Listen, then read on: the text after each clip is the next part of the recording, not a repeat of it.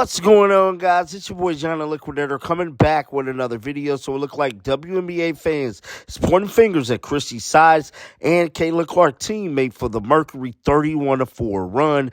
Guys, for this one here, we got to go all the way up to Indy. Let's get it. Let's go.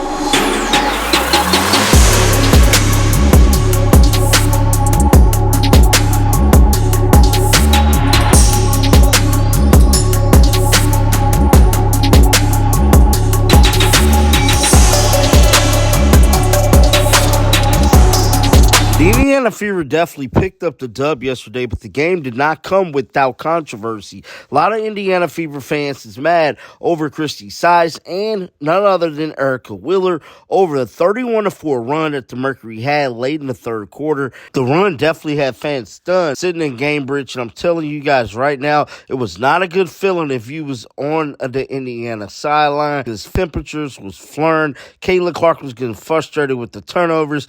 It was just bad. Smile about through three quarters. Showing a little frustration there on the sideline.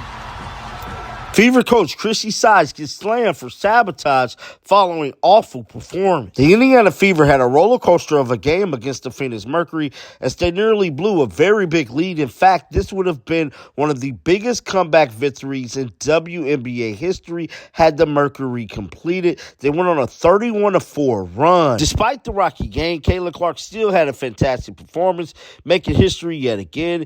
Even so, her fourth quarter was much more quiet than the rest of the game, as it appeared Christie's side shifted away from having Caitlin Clark play her normal game. This decision has led fans on Twitter to accuse Sides of sabotaging Caitlin Clark and the Fever. Christie Sides is not the only person that's getting attacked online. Caitlin Clark teammate Erica Wheeler is definitely under a microscope as well. It's being reported that WNBA fans single out Indiana Fever player for near collapse against the Mercury. This victory over the Phoenix Mercury moves them to fourth place in the WNBA Western Conference with an improved record of 10-14. The Fever led by 31 points with under 2 minutes remaining in the third quarter, but allowed the Mercury to go on a 31-4 run between, cut the lead to just 4. WNBA fans were not happy with the run that Christie Sides gave up. They bashed head coach online for allowing the Phillies Mercury to catch up, but they also singled out Erica Wheeler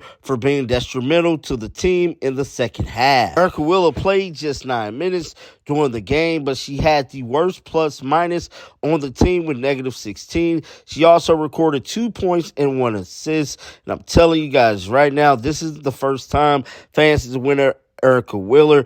They was blaming her for a lot of these comeback situations, a lot of them turnovers, but whatever the case may be, we should all be happy that they got the dub. Now, Christie Sides did speak to the media immediately after the game. That's what we're finna go into right now. Let's roll the footage. I mean, that's incredible, and that just shows like what we're capable of. For me right now, it's giving up 36 points in 11 minutes. So that's what we've got to figure out. You know, I haven't been here when we've been up 31 points. And when you do that, you have to figure out a way to hold that and just finish the game. And so that is where, as a coach, that's where I'm at. But it's incredible, you know, to have players that can put up those many points and be able to rebound the basketball. But that, you know, that's where I'm at. And then just one more I feel like Caitlin and Aaliyah get so much of the buzz surrounding this team, but for Kelsey to consistently go out there and score like she does and play at such a high level, what do you just have to say about her effort and her production this year? Kelsey is one of the most dynamic guards in this league, one of the best guards in this league.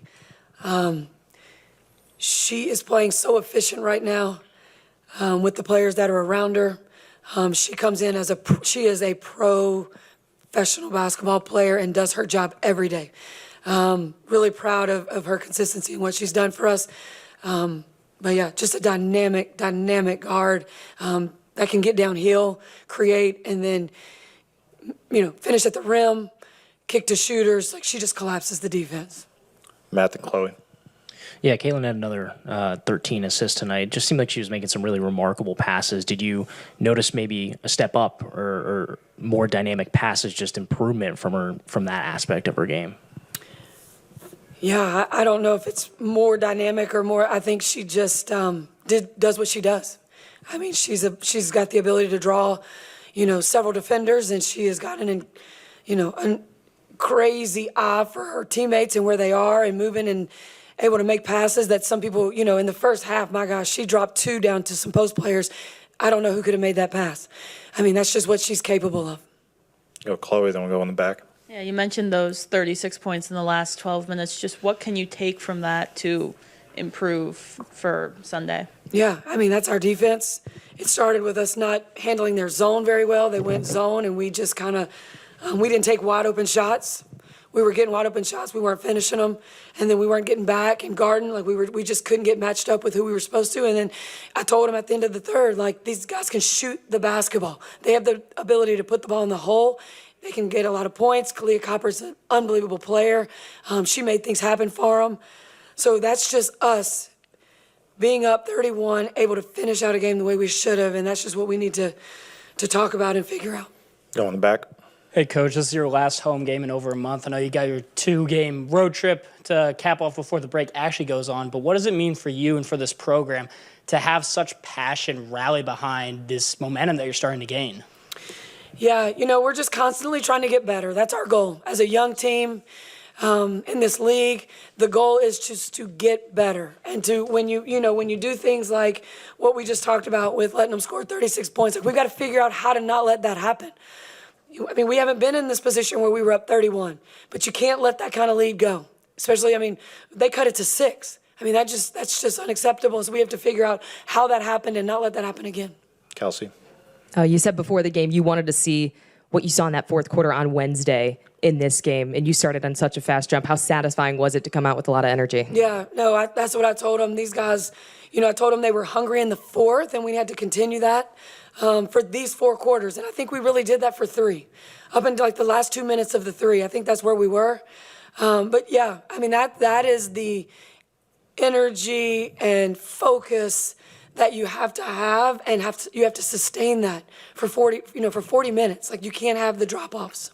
And you mentioned the break that's coming up. How big was this win? And then what kind of emphasis is on the last 2 games, wanting to end on a high note before the break? Yeah, just, you want to make sure you win the games at home that you're supposed to win. We're fighting for, our goal is to make the playoffs. So, we took care of business tonight. Now we have to go on the road and try to close these 2 out. And then it's just going to be a great opportunity for some players that just need, not just a break physically, but mentally as well. So really looking forward to that, and then getting an opportunity to really get some good practices in during this break. But we're not on break yet. And that's what I keep telling them. We still have 2 games. It's a late night. We have an early day tomorrow. We head straight to Minnesota, and then back home and then to Dallas. So just got to make sure we're taking care of what we need to look at tonight to make sure we don't let it happen again.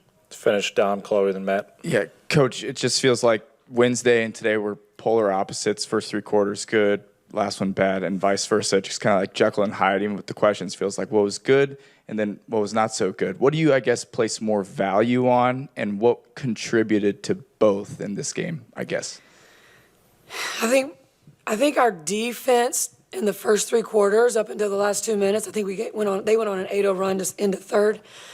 I think our defense, we were following the scouting report. We were doing the defensive schemes that we needed to do. I hate it for BG. I hope she's okay. But we did an excellent job. And then we just didn't do what we were doing for 3 quarters. And then, Washington, we didn't do what we were supposed to do for 3 quarters and then do it for 1 quarter. And we put ourselves in a position to win the game. So, like, that is just what we have in our locker room, what that looks like for the future, the ability. We've just got to clean up some things and learn from some things and not let those same things happen. We're the youngest experienced team in the league, like, by far. Like, we've got to not have those lapses, that are letting people get back within 6. That just can't happen. Chloe, then Matt. Yeah, Christie Wallace didn't play at all tonight. Was there any kind of little injury, or was it just a coach's decision? No, it was just how things were playing out and just what we felt. Matt. Yeah, Lexi may not have made a shot tonight, but it seemed like in the first quarter, first half, she came out with a lot of energy, I guess. How responsible is she for having such a good first half?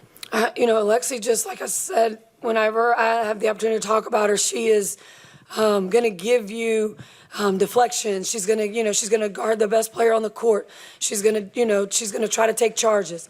She just does what we're asking her to do. And that, she's filling a role and she's doing a great job with it. I actually didn't even realize she didn't make a shot. I hadn't really looked at the stat sheet because I'm still, them coming within 6. So, but, I think she took some good shots, and she has to continue to take those good shots. She's also does a great job of when she dribble penetrate, she's got to find open shooters, and when she gets to the rim, she's got to finish or draw fouls.